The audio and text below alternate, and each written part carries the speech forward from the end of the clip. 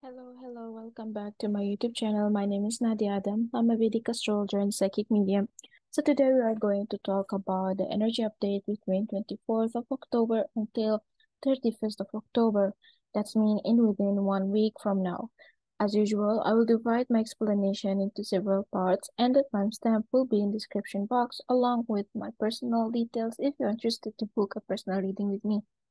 So now, this week we do not have a lot of things going on, but the major thing, obviously, we can see here we're going to have a last eclipse in the sign or in the axis of Aries and Libra. And you can say this is going to be the closure of 18-month transit of Rahu Ketu in the sign of Libra and Aries. All right, which means whatever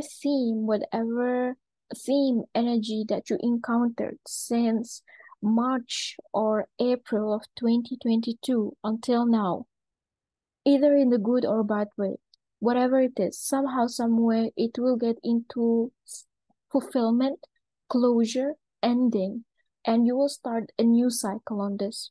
All right, especially if you have a prominent planet sitting in the Aries and Libra, or you are actually going through Mahadasha and Antardasha that is connected to Mars and Venus.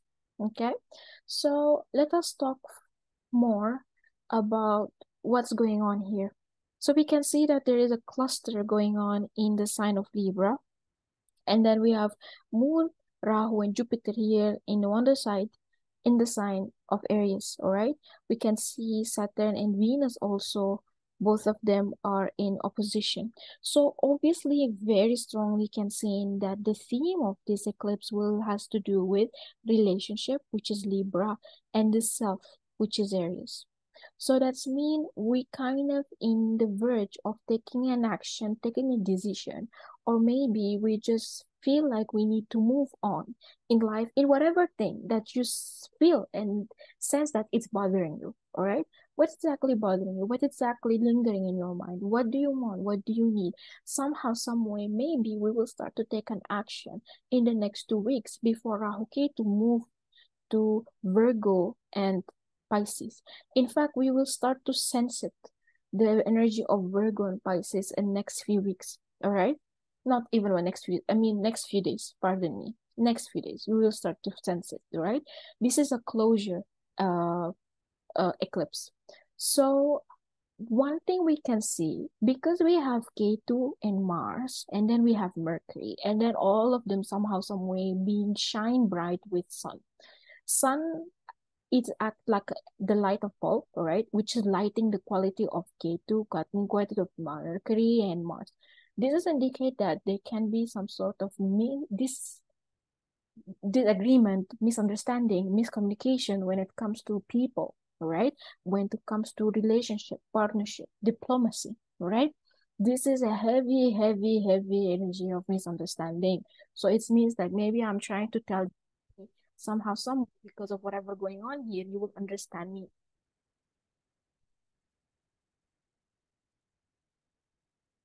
In Z.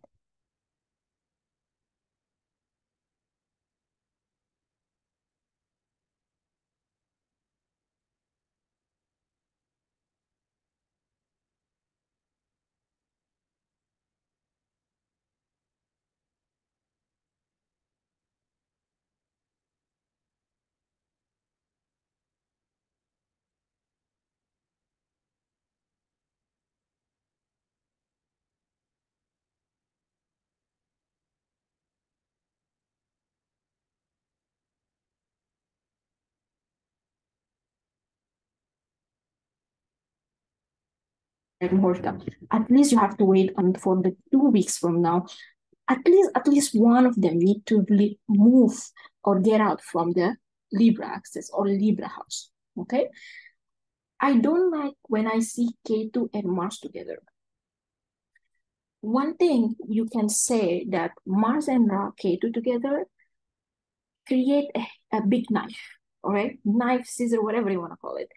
Ketu and Mars, both of them are significator of cutting things, ending things, all right? Transforming things. That's why Ketu is exalted in where? In Scorpio. All right. So when both of them are together, there is a huge, huge, huge energy that shows there will be a cutting cord of something during this time, right? The cutting cord mainly will has to do with relationship and partnership, right?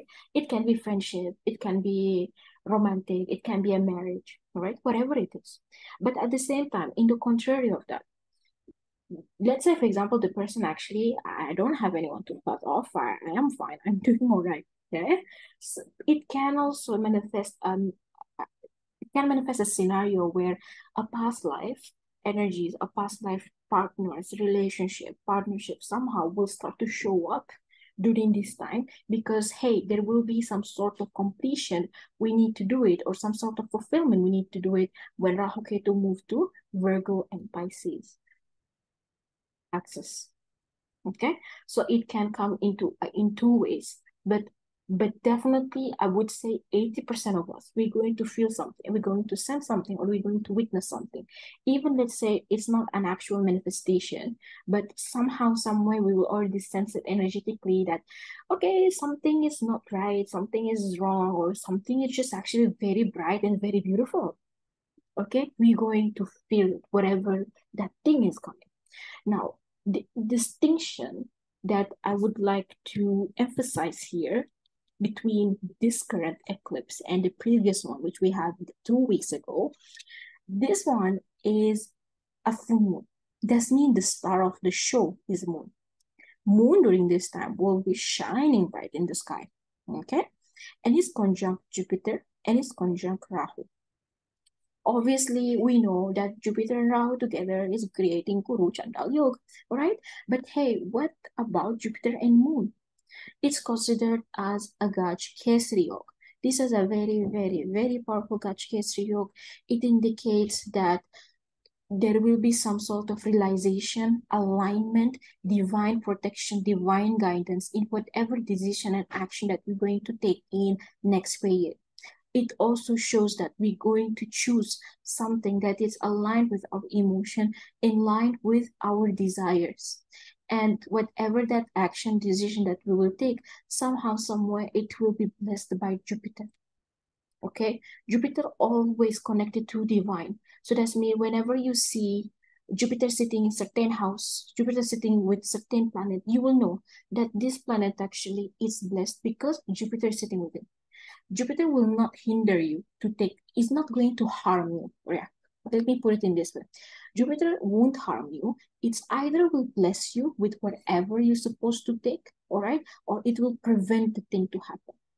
Well, most of us as a human, we will feel like, oh, preventing us from getting something means it's harmful. So what if I do something that I want? It's actually something good.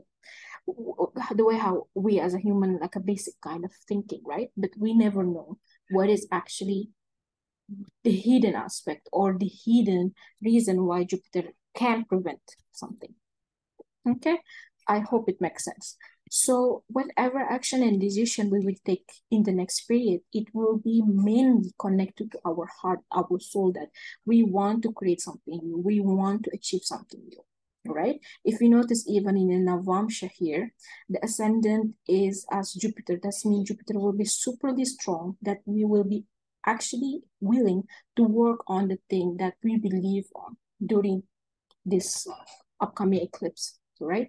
We start to acknowledge and realize what exactly need to be done. It's like, let's say, for example, you've been in dilemma or you're unable to know or recognize what you're supposed to do, what I'm not supposed to do, which decision, which direction, there is something that always there must be some dilemma in our life, right? Even the saint themselves.